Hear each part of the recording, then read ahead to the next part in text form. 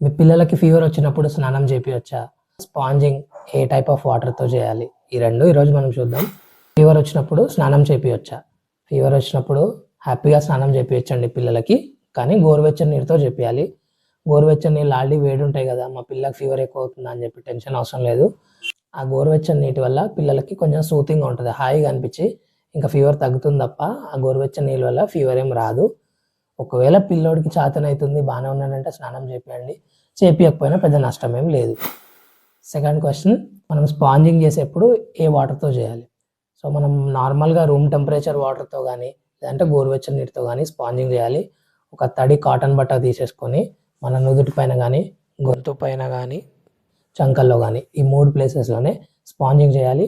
ఒక 10-15 minutes sponging చేస్తే సరిపోతుంది. ఈ ఏరియాస్‌లోనే ఎందుకు స్పాంజింగ్ చేయాలంటే, మన బాడీలో ఉండే హీట్ అంతా బయటికి పోయేది జనరల్‌గా ఈ 3 ప్లేసెస్ నుంచే పోతుంది. ఆ 3 ఏరియాస్‌ని మనం కూల్ చేయగలిగితే బాడీ తొందరగా హీట్ అనేది తగ్గిపోతుంది. Thank you.